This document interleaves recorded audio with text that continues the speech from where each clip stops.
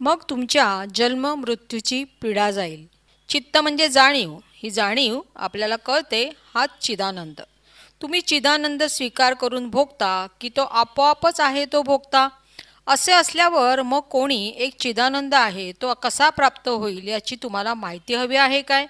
सर्व काही सुचते, पण अगोदर अवांछित सूची काय आहे? आपण असल्याचे ज्ञान हीच ती अवांछित सूची. ही कोणाची तरी माहिती आहे असे समजून तुम्ही ऐकता, पण आम्ही तुमची माहिती म्हणजेच आमची माहिती सांगतो. प्रश्न: महाराज, जाणीवेला सुरुवात आहे काय व असेल तर ती तिला कळते काय? उत्तर: होय, जाणीवे स्थिर झाल्यावर ते कळेल. वस्तुस्थितीने जे एकच आहे त्याला साक्षात्कार कसला होणार? आपणाला आपण कळते त्याला इतर साधन सामग्री लागते, नाहीतर ते सहन होत नाही. नुसते सहन कधी होईल? त्याचे पूर्ण ज्ञान होईल तेव्हा. तुमच्या जाणीवेत बुडी मारून राहा, मग तिचा उद्भव लय कसा होतो ते कळेल व तुम्हाला पूर्ण समाधान मिळेल. मनाची पेशी प्राण, प्राणाचे अधिष्ठान म्हणजे तुमची हजेरी. मग मनाच्या पलीकडे कुठे जाणार?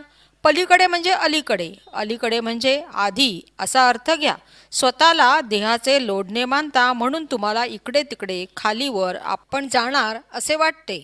अध्यात्म सर्वाच्या आधी. अध्यात्मामध्ये आत्मज्ञान व आत्मज्ञानात सर्व काही आहे.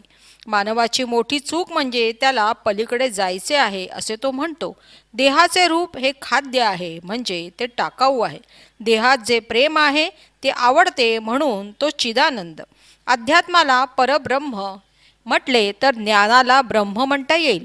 ब्रह्म म्हणजे सर्व काही. काया समजून तुम्ही जगता आणि काया समजून मरणार आहात.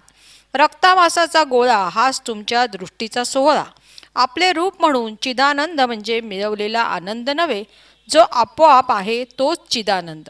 देहाला योग्यता सौंदर्य कशाने आहे? त्या चितरूपामुळे. ते नसेल तर 3 दिवसात कायेला किती दुर्गंधी येते. महत्त्वाचे कशाचे आहे? कायेच्या पाण्यावर, कायेच्या सत्वावर. तुम्ही जिवंत आहात नि कायेच्या पाण्यानेच तुम्ही तयार झालात. वैकुंठातून आलात काय? तुम्ही परमार्थ करता म्हणजे काय बनायचं आहे तुम्हाला? मुळात आहे ते सत्य नित्य आहे. हे उमजले असेल तर आता अभ्यास कसला करता? अभ्यास ही सुद्धा कर्मणूक आहे. विद्या कला शिकता ही पण कर्मणूक. तुमचा येण्याचा हेतू काय? हेतू ते हे तुम्हाला हे मी म्हणून समजले पाहिजे. देहबुद्धी प्रसंग आहे म्हणून प्रश्न विचारता, नाहीतर बोलायची गरज काय? तुमचा एकूण एक शब्द टाइमपास करण्याचे साधन आहे. आपले शब्द करमणूक करतात, तसेच आपल्या शब्दामुळे आपण गोत्यातही येऊ शकतो. शब्दांच्या आधी आहे त्याला कशाचा दगाफटका नाही. तुम्ही म्हणाल मग हे ऐकून फायदा काय? फायदा वांछिते, फायदा करता काही करते ते अल्पायुष्य आहे. तुम्ही कितीही प्रामाणिकपणे कोणती गोष्ट मानता, पण मानलेले काहीही तुमच्या सहवासाला राहणार नाही. एखाद्या प्रमाणाबाहेर जिवंत राहिला तर त्याची काय दशा?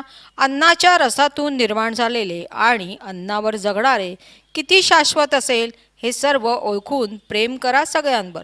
हा देह म्हणजे प्रसंग आहे, प्रसंग म्हणजे परसंग आहे.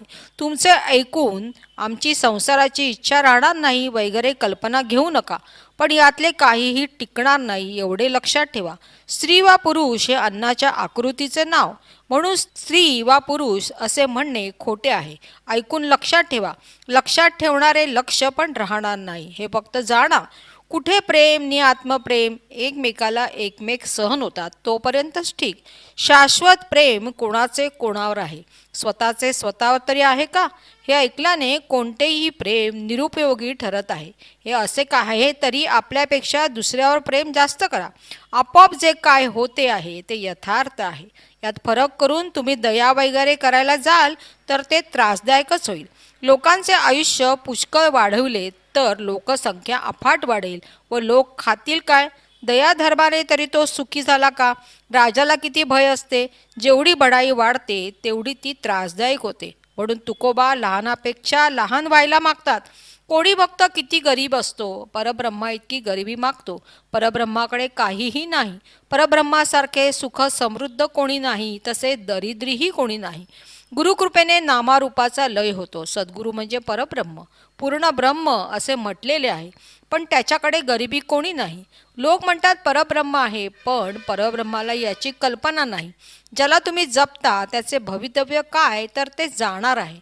म्हणून हे न विसरता एकमेकांवर जीवे भावे प्रेम करा. ज्ञान झाल्यावर पंचभूते त्रिगुण यांना आधण नाही. सगळे शांत, वृत्ती निवृत्त झाली. सगळ्या गोष्टीचा आधार परब्रह्म आहे, पण ते काहीही करू शकत नाही. हजारो प्रलय झाले तरी परब्रह्माला त्याची झळ नाही, असे आहे परब्रह्म. आपण आहोत हे भोगतो त्या ज्ञानाचे निरसन म्हणजे विज्ञान. रामदासांच्या प्रत्येक शब्दात ब्रह्मसर्जन केले आहे, तसेच ब्रह्मविसर्जनही केले आहे. जोपासना उपासना ही कळतेपणात आहे. देहाच्या रूपाने कळतेपणाचे भले करायला जाता हा व्यर्थ उपद्व्याप आहे. कळतेपणाला अकळते होणे भाग आहे. अवकाश म्हणजे थांबून राहिलेले म्हणजे टाईम. निश्चलाचे साक्षीत्व होत नाही, साक्षीत्व चंचलाचे होते. तुम्हाला तुम्ही असल्याचे ज्ञान परंपरेने आलेले नाही, ते आगंतुक आहे. जागा आहे असे वाटले त्याचा प्रकाश आकाश. आकाश थांबून आहे तोपर्यंत पंचभूते वगैरे. विश्व निर्माता कोणी नाही, केवळ रतीभर जाग आली. आकाश किंवा अवकाश म्हणजे टाईम, टाईम म्हणजे आयुष्य. केवळ ऐकल्याने पदरात पडेल असे नाही, खोल विचार करावा लागेल. कसला? जागृतीचा. दिसते भासते ते जागृतीमुळे.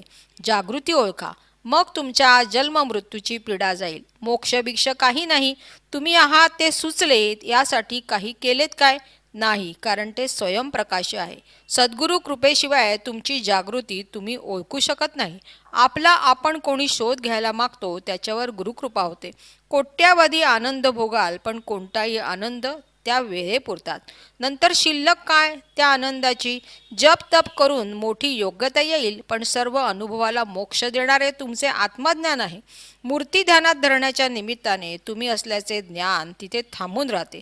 असे होता होता त्या दृश्याचे अंग याच्यात उतरते. दैवताचे रूप ध्यान धरत्या ज्ञानामध्ये निर्माण होते, त्याला साक्षात्कार म्हणतात.